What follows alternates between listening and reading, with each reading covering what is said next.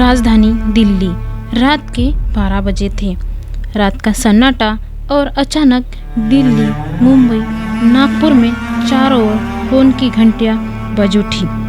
राजभवन मौन था, संसद मौन था, राष्ट्रपति भवन मौन था। हर कोई कश्मकश में था। शायद कोई बड़ा हादसा हुआ था या किसी बड़े हादसे या आपदा से कम नहीं था। कोई अचानक हमें छोड़कर चला गया हो।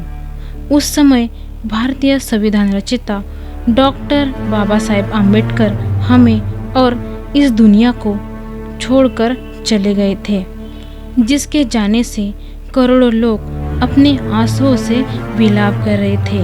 उनके निधन की सूचना किसी सदमे से कम नहीं थी, मानो कि जैसे धरती फट गई हो। डॉक्टर बाबा साहेब आम्बेडकर के निधन की वार्ता जंगल की आग की तरह पूरे शहर में फैल गई। देखते ही देखते मुंबई की सारी सड़कें भीड़ से भर गई थी।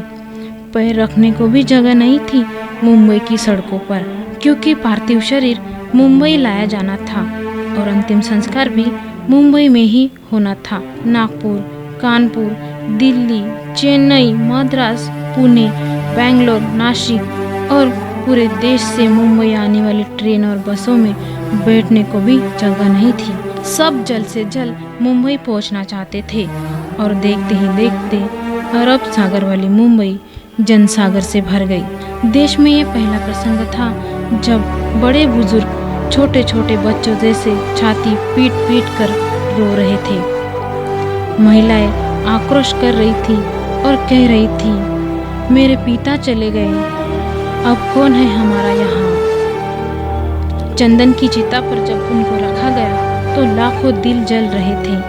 अरब सागर अपनी लहरों के साथ किनारों पर थपकता और फिर लौट जाता, फिर थपकता, फिर लौट जाता। शायद अंतिम दर्शन के लिए वह भी जोर लगा रहा था। चिता जली और करोड़ों लोगों की आंखें बरसने लगी। चिता जल रही थी अरब सागर के किनारे और देश के हर गांव के किनारे जल रहा था स्मशान।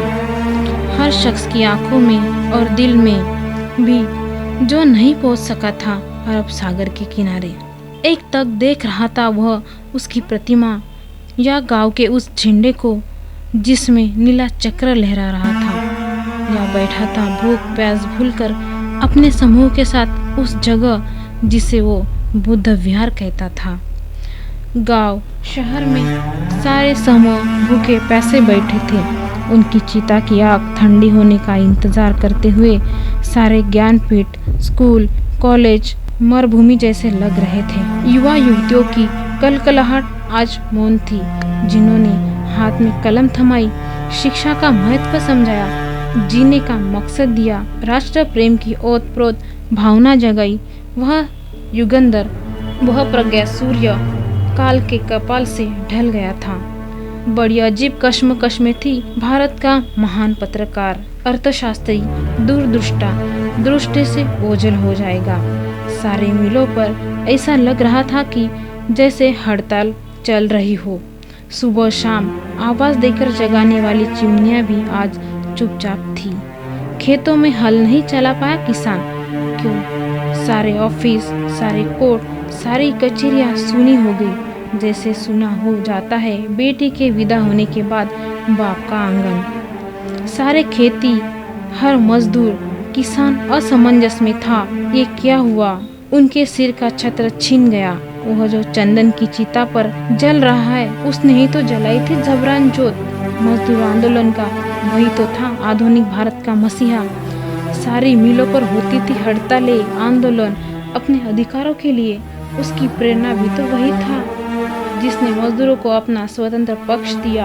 और संविधान में वो सभी बातें जिन्होंने किसानों, खेतीहरों, मजदूरों के जीवन में खुशियां बखेरी थी। इधर नागपुर की दीक्षा भूमि पर मातम पसरा था। लोगों की चीखें सुनाई दे रही थी, बाबा चले गए, हमारे बाबा चले गए। आधुनिक भारत का वह सुपुत्र जिसने भारत में लोकतंत्र का बीजारोपण किया था, वो हमें हमेशा के लिए अकेला छोड़कर चला गया था।